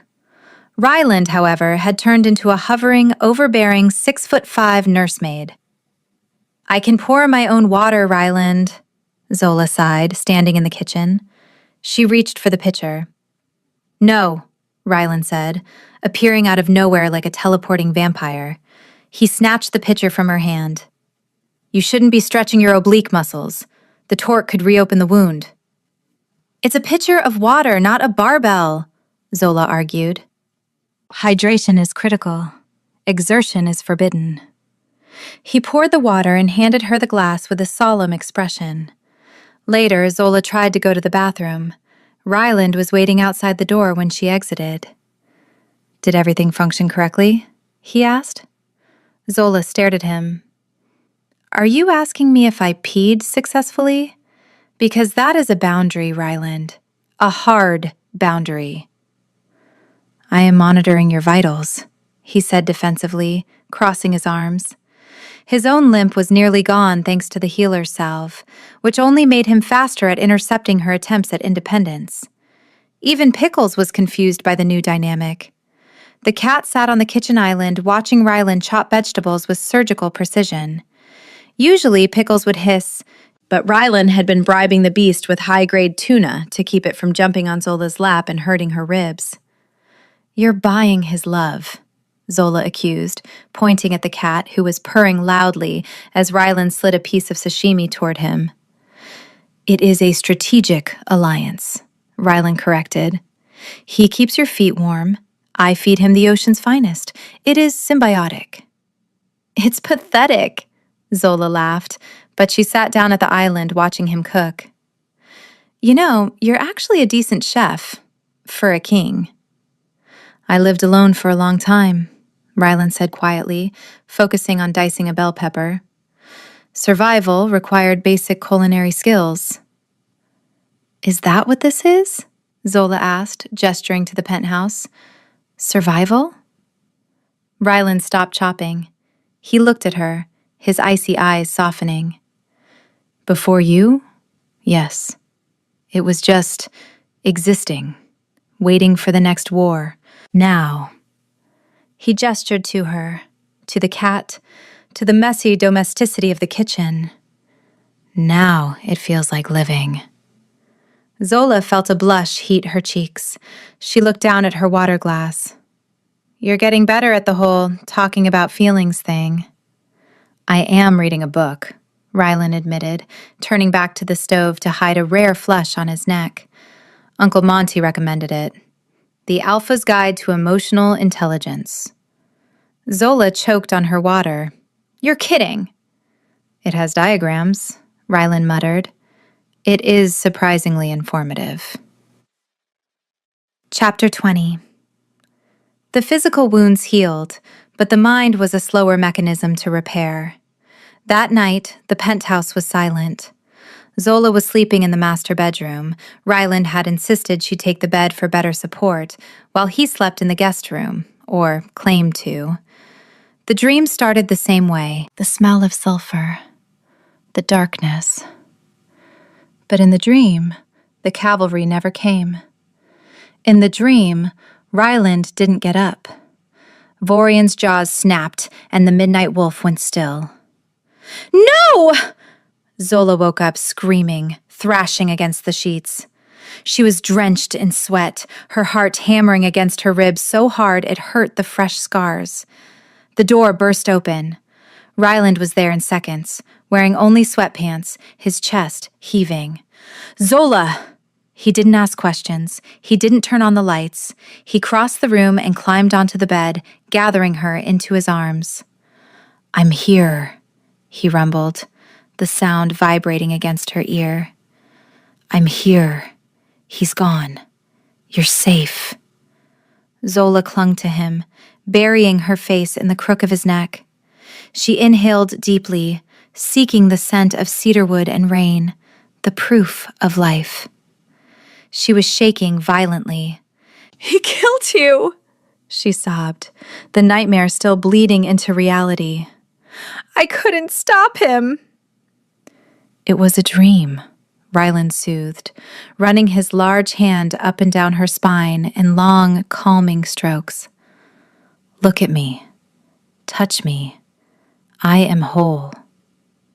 He took her hand and placed it over his heart. It was beating strong and steady, a rhythmic thrum under warm skin. "I am right here," he whispered. "I am inexorable. I am not going anywhere." Zola's breathing slowly synchronized with his. The terror began to recede, replaced by the overwhelming comfort of his presence. She realized with a start that she was sitting in his lap, her legs wrapped around his waist, clinging to him like a lifeline. She pulled back slightly, wiping her eyes. "I'm sorry. I woke you."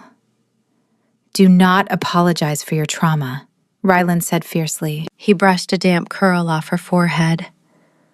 "We both have scars from that garage, Zola. Some just don't bleed." He made to move, to get up and leave her to sleep, but Zola tightened her grip on his shoulders. "Don't go," she whispered. The thought of the empty dark was terrifying. Ryland froze. "Zola." "Please," she said. "Just stay. No funny business. Just stay." Ryland hesitated for a microsecond, then nodded. He adjusted their positions, lying down and pulling her against his chest. He pulled the duvet up over them, creating a warm, safe cocoon. "Sleep," Ryland murmured, resting his chin on the top of her head. "I will guard your dreams."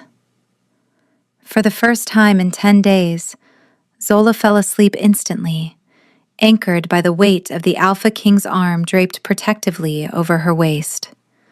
The bond between them hummed, content and quiet in the dark. Chapter 21. The silence in the Apex penthouse was heavier than the reinforced steel doors of the panic room. For 2 weeks, the space had been filled with a tentative, warm domesticity, the sound of Ryland reading aloud from The Alpha's Guide to Emotional Intelligence, the clatter of Zola's tools on the dining table, and the begrudging purrs of Pickles eating high-grade tuna. Now, on day 29, the silence had returned, suffocating and cold.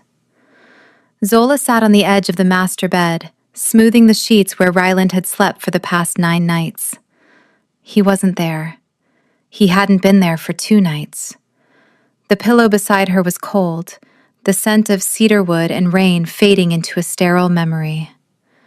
Her physical wounds were healed. The angry red scratches on her side had faded to silvery lines, a permanent map of the battle she had survived. But the emotional chasm opening between her and Ryland felt impossible to bridge. He was pulling away. It wasn't subtle. It was a tactical retreat executed with military precision. He left for the Galt Tower before she woke up. He returned long after she had gone to bed, sleeping in the guest wing. When they did cross paths in the kitchen, he was polite, distant, and looked at her as if she were a ghost he was already mourning. "He is an idiot," Zola whispered to Pickles, who was currently curled up in her empty suitcase. "A massive, brooding, emotionally constipated idiot." Pickles blinked slowly, as if to say, "I told you so." Zola stood up, her movement sharp with frustration. She walked to the floor-to-ceiling window. Orem Bay glittered below, a sprawling grid of light and ambition. Somewhere in that city, her husband was hiding from her. "He thinks he's doing the noble thing," she realized aloud. The insight hit her with visceral clarity. He wasn't bored. He wasn't angry. He was terrified. Since the garage attack, Ryland had treated her like she was made of spun glass. He flinched when she picked up a heavy box. He stiffened when she laughed too loudly. He looked at the scars on her side with a mixture of reverence and self-loathing that made her want to scream. He was preparing to let her go. He was going to sign the papers tomorrow, on day 30, and send her back to her safe, quiet life of antique clocks, convinced that he was saving her from his violent world. "No," Zola said, turning away from the window. "I didn't fight 20 rogue wolves to be dumped because of a guilt complex." She marched to the closet and grabbed her Mary Poppins tote bag. She didn't pack clothes. She packed her leather tool roll. She packed her titanium hair stick. She had bought a replacement immediately. She checked her reflection in the mirror. Honey brown eyes, fierce and determined. She wasn't the uncertain woman who had walked into his office a month ago. She was the golden wolf. "Pickles, guard the fort," Zola commanded. She grabbed the keys to the Audi RS7. The windows had been repaired by the fleet mechanics yesterday, the shattered glass replaced with even thicker, bulletproof laminates. She wasn't taking the bean today. She needed speed. She needed to catch a king. Chapter 22. The receptionist at Galt Tower tried to stop her. "Mrs. Galt? The king is in a high-level strategy meeting. He gave strict orders not to be—" "I am his wife," Zola said, not breaking stride as she marched toward the elevators. "And unless you want to explain to him why his mate is currently kicking down his door, I suggest you sit down." The receptionist sat down. Zola rode the elevator to the top floor, the silence of the ascent doing nothing to calm the thrumming of her pulse. The doors slid open to reveal the same cavernous office where this entire charade had begun. It looked exactly the same. The mahogany desk, the panoramic view, the air conditioning set to Arctic. Ryland was there, standing by the window, his back to her. He was staring out at the city, his posture rigid, his hands clasped behind his back. He looked lonely. He looked like a king in a tower, isolated by his own power. "I didn't order dinner," Ryland said without turning around, his voice rough. "Good, because I'm not room service." Ryland flinched. He turned slowly. His face was drawn, his eyes tired. When he saw her, a flash of raw hunger crossed his features before he ruthlessly suppressed it behind a mask of indifference. "Zola," he said, "you shouldn't be here. It's late." "It's day 29, Ryland," Zola said, walking further into the room. She dropped her heavy tote bag on the floor with a deliberate thud. "I want to know why you're sleeping in the guest room." "I have been working," he lied smoothly. "The syndicate cleanup requires—" "Don't lie to me," Zola cut him off. She stopped 3 feet from him. "You're hiding. You're pulling away because you think if you get too close, I'll break." Ryland looked away, his jaw tightening, sharp enough to sever ties. "You almost died, Zola, in a dirty garage, because of me." "Because of us," she corrected. "Because we are partners, because that's what a pack does." "You are not a soldier!" Ryland exploded. The mask shattered. He took a step toward her, his voice rising. "You are a clockmaker. You fix things. You bring order. My world is chaos. My world is blood and sulfur and death. I watched them tear into you, Zola. I felt your life flicker out in the bond. It felt like the end of the universe." He was shaking. The stoic Alpha King was gone, replaced by a terrified man. "I cannot do it again," he whispered, his voice breaking. "I cannot be the reason you bleed. Tomorrow, I will sign the papers. You will go back to your shop. You will find a nice, safe beta who drives a Volvo and doesn't have enemies trying to slit his throat. And you will live." "And you?" Zola asked softly. "What will you do?" "I will exist," Ryland said bleakly, "as I did before." Zola stared at him. She saw the logic in his madness. It was a noble sacrifice. It was tragic. It was also incredibly stupid. "You arrogant, stubborn wolf," Zola said, shaking her head. Ryland blinked, taken aback. "I am trying to save you." I don't need saving, Rylan, Zola shouted, stepping into his personal space. I need you. Chapter 23.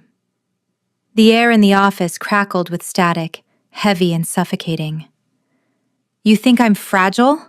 Zola demanded, poking a finger into his chest. I shifted in a parking garage.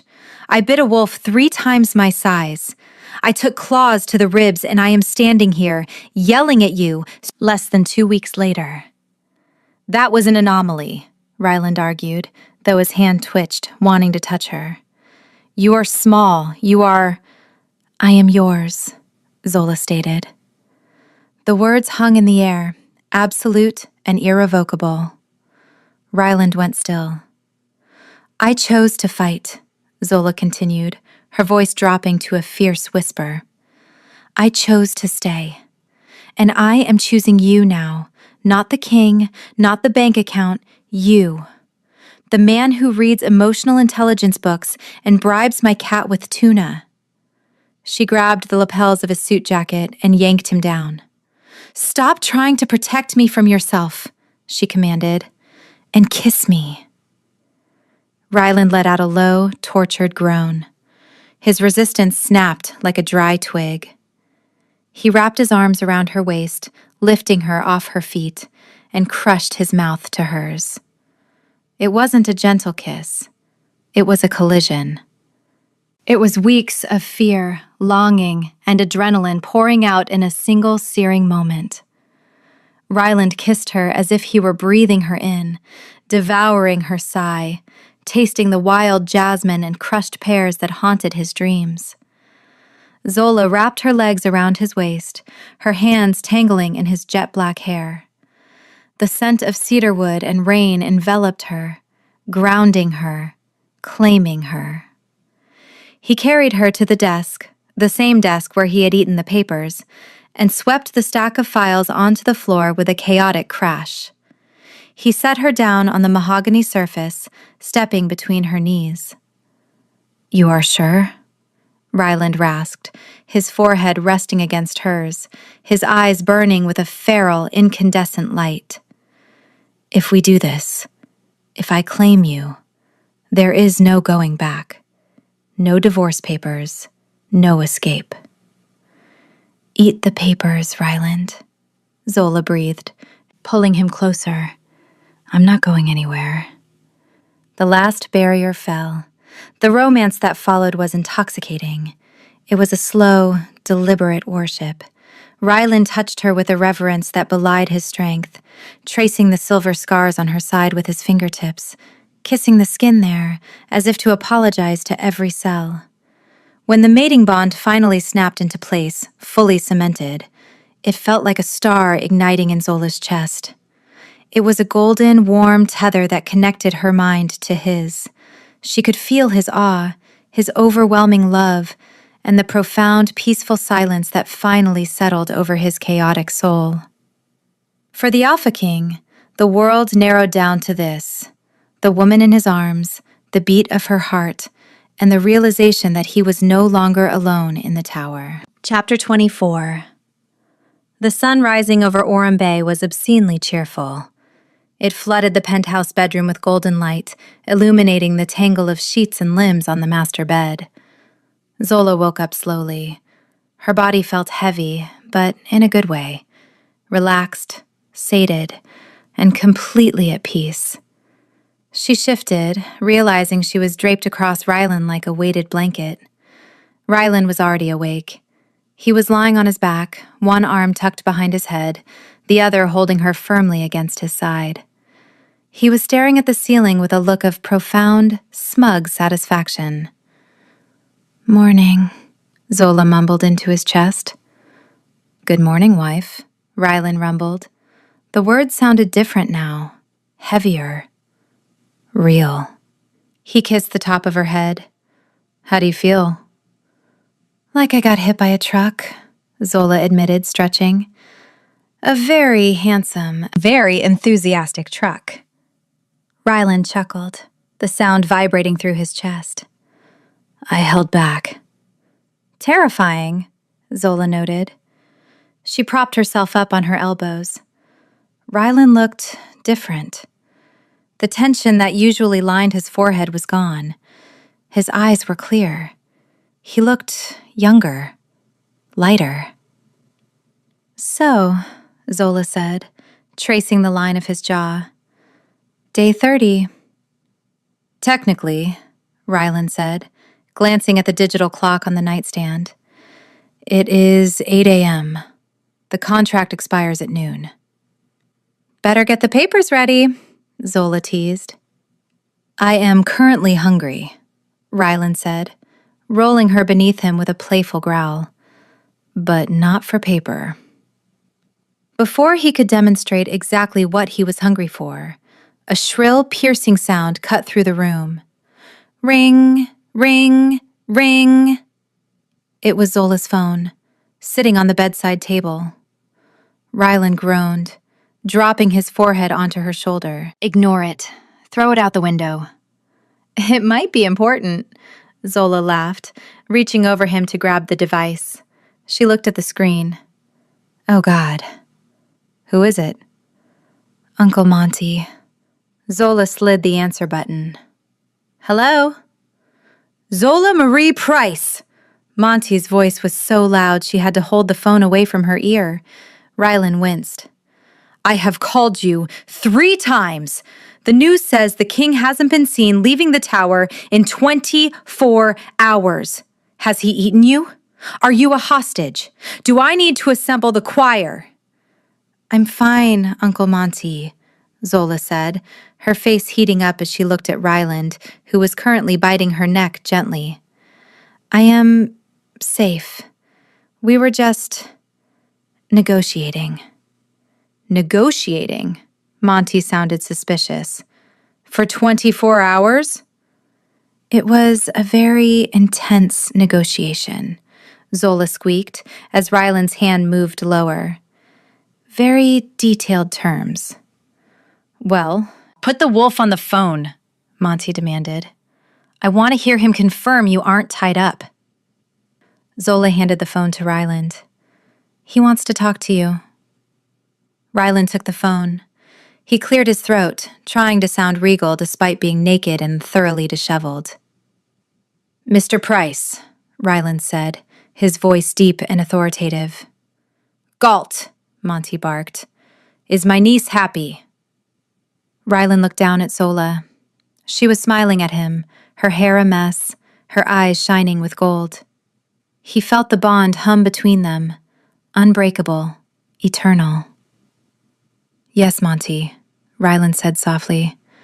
"She is happy, and she is staying." "Good," Monty huffed.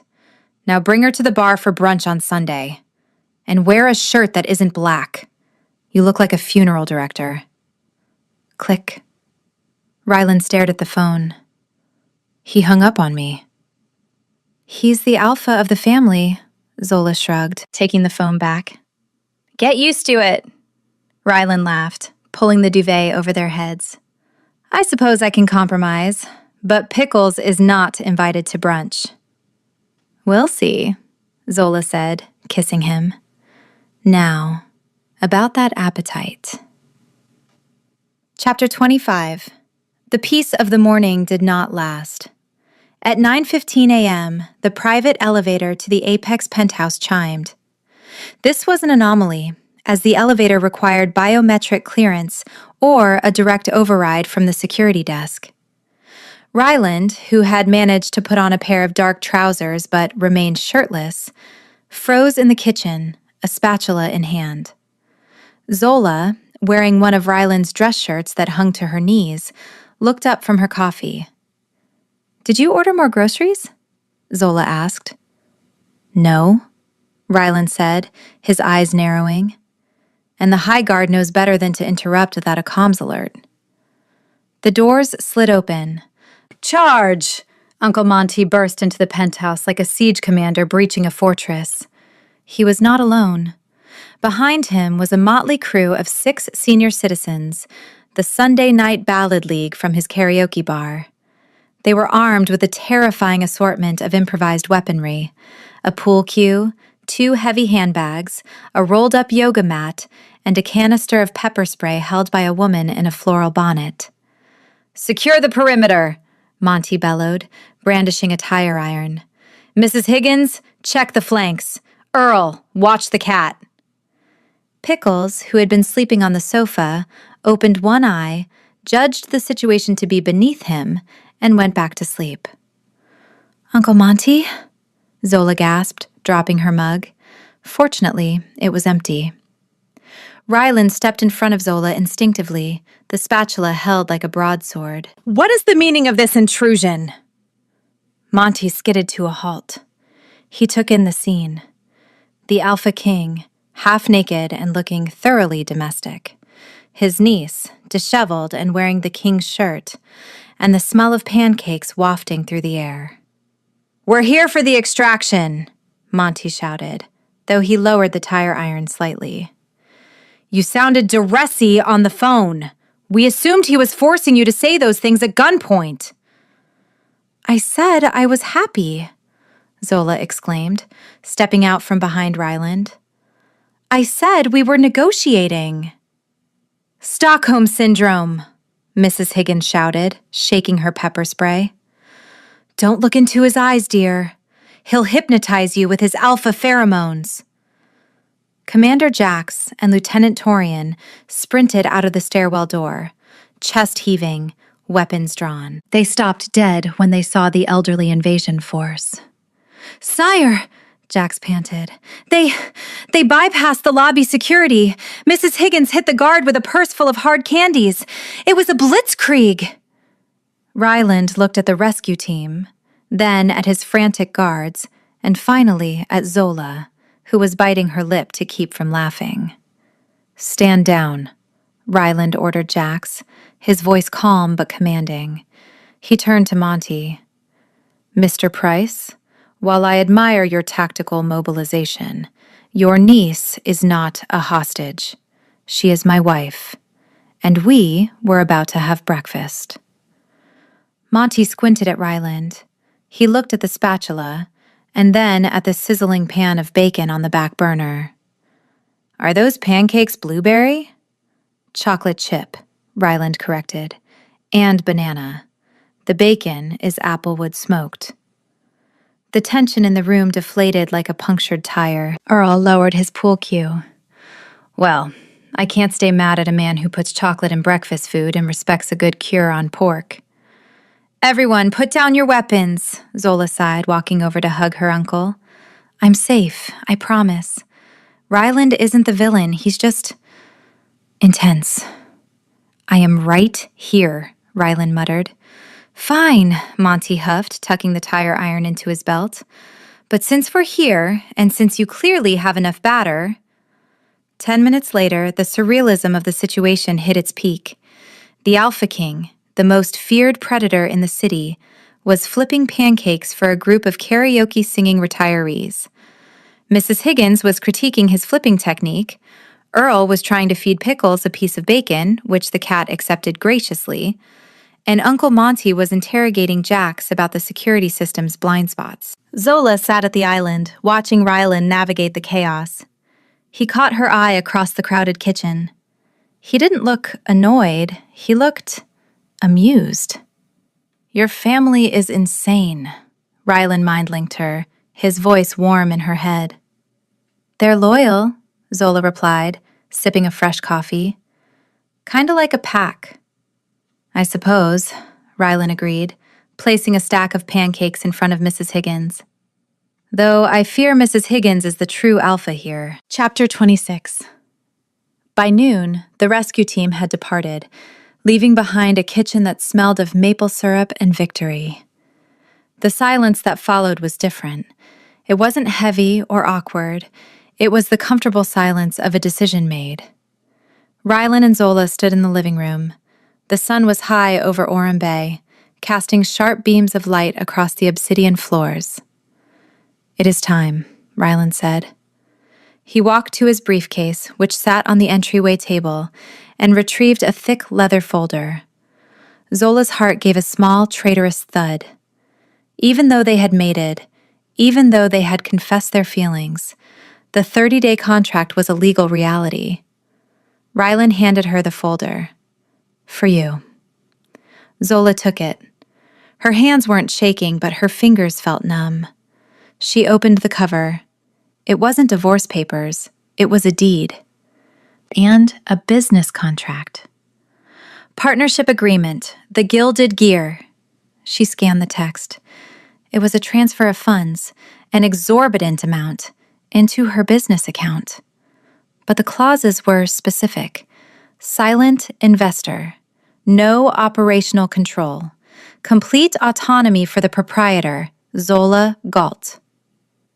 You want to invest? Zola asked, looking up at him. I want to support, Rylan corrected. He stepped closer, his hands in his pockets. You are a master horologist, Zola. You shouldn't be worrying about rent or overhead. You should be creating. I want to build you a workshop that matches your talent, not as your king, but as your partner. Zola looked at the document. It was a gesture of respect. He wasn't trying to buy her. He was trying to elevate her. There is a second document, Rylan said softly. He reached into the folder and pulled out a thinner envelope. The paper inside was crisp, formal, and terrifying. Petition for dissolution of marriage. It was signed, Ryland Galt. Zola stared at his signature. It was sharp, jagged, and precise. I promised you, Rylan said, his voice steady but his eyes incredibly vulnerable. 30 days. If you wanted to leave, you could. I have signed it. The choice is entirely yours, Zola. I will not trap you. I love you too much to keep you in a cage, even a gilded one. The room went still. The only sound was the faint hum of the refrigerator and the rhythmic breathing of Pickles, who was asleep on the dining table. Ryland waited. He looked like a man facing a firing squad without a blindfold. He was terrified, but he respected her enough to give her the weapon. Zola looked at the business contract, the promise of her dream. She looked at the divorce papers, the exit strategy. Then, she looked at Ryland. She saw the man who had eaten legal documents to buy time, the man who had fought 20 wolves to keep her safe, the man who had learned to tolerate a Scottish fold cat just to make her smile. You really are dramatic, aren't you? Zola smiled. She took the divorce papers. She walked over to the modern gas fireplace. The unit was cold, the glass front cool to the touch. She unlatched the safety clips and swung the glass panel open. Zola? Rylan breathed. She tossed the papers onto the ceramic logs and stepped back to the wall panel. She pressed the switch. The flames leaped up instantly, engulfing the documents in a sterile line of blue and orange fire. The black ink of his signature curled into ash and disappeared. Try again, Zola said, echoing his words from the very first day. Chapter 27. Rylan let out a breath that sounded like a broken dam. He crossed the distance between them in 2 long strides, ignoring the heat of the fire, and pulled her into his arms. You stayed, he whispered into her hair, his grip tight, bordering on desperate. You chose the wolf. I chose the man, Zola corrected, leaning back to look at him. The wolf is just a very fuzzy bonus. Rylan laughed, a sound of pure, unadulterated relief. He kissed her, lifting her off her feet. I will spend the rest of my life making sure you never regret that choice. Good, Zola said, wrapping her arms around his neck. You can start by fixing the dent in my Fiat. Vorian threw me into the door panel, and the bean is looking a little crumpled. I will buy you a fleet of Fiats, Ryland promised. I will buy the factory. Just fix the bean, Ryland, and maybe help me expand the shop. Done, he said. And Zola? Thank you. His eyes were intense, the glacial blue melting into something warm and ocean deep. For seeing me, for fighting for me.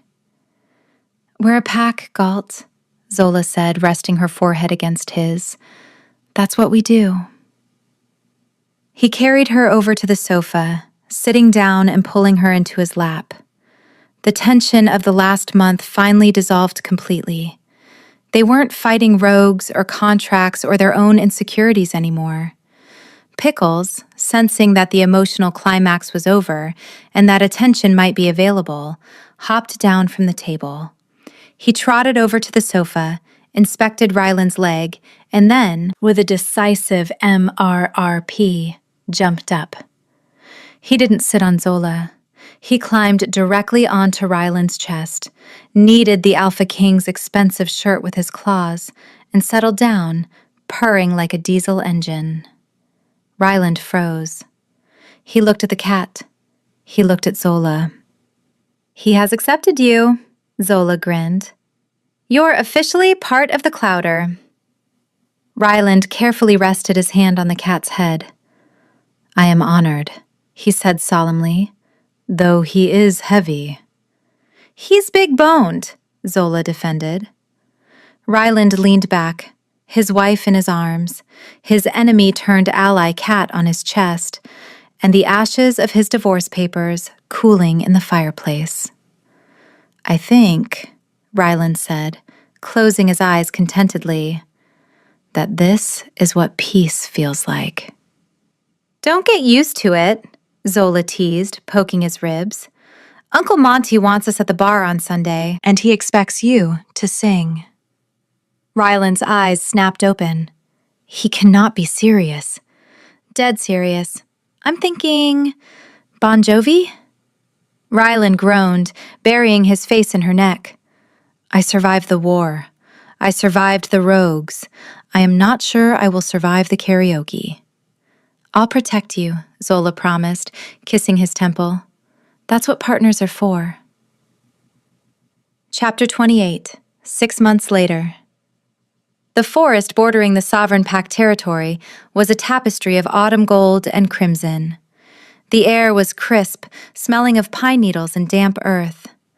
2 wolves ran through the trees, a blur of motion against the static woods. The first was massive, a midnight blue wolf with silver-tipped ears. He moved with power and authority, his paws thundering against the ground. But he wasn't leading.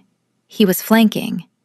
Beside him, a smaller, sleeker golden wolf darted through the underbrush. She was faster, agile, leaping over fallen logs with a playful grace. Catch me if you can, old man, Zola's voice echoed in the mind link, bright and teasing. I am letting you win, Ryland rumbled back, though his amusement was palpable. It boosts your morale. Liar, you just ate too much roast beef at lunch. Zola put on a burst of speed, breaking into the clearing that overlooked Orem Bay. She skidded to a halt near the edge of the cliff, shifting back into her human form. Ryland followed, shifting smoothly. He walked to the parked Fiat and retrieved a gym bag from the back seat. He pulled on a pair of sweatpants and tossed Zola her silk robe. Show off, Zola panted, tying the silk belt.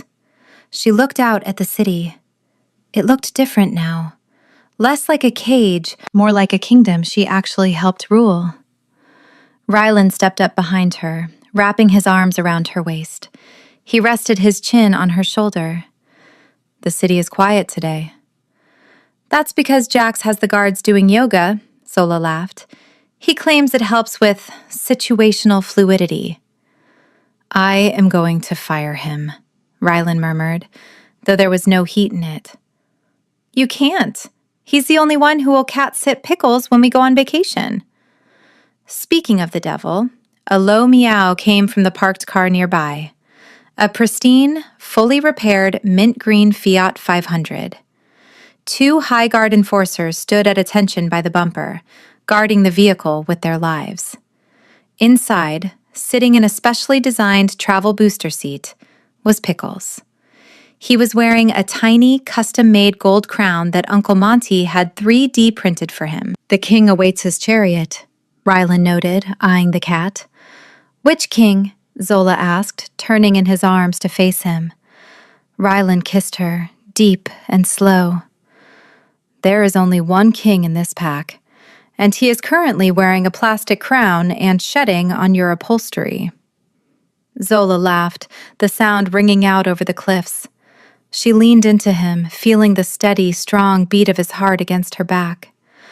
"Come on, partner," she said, taking his hand. "Let's go home. I have a clock to fix."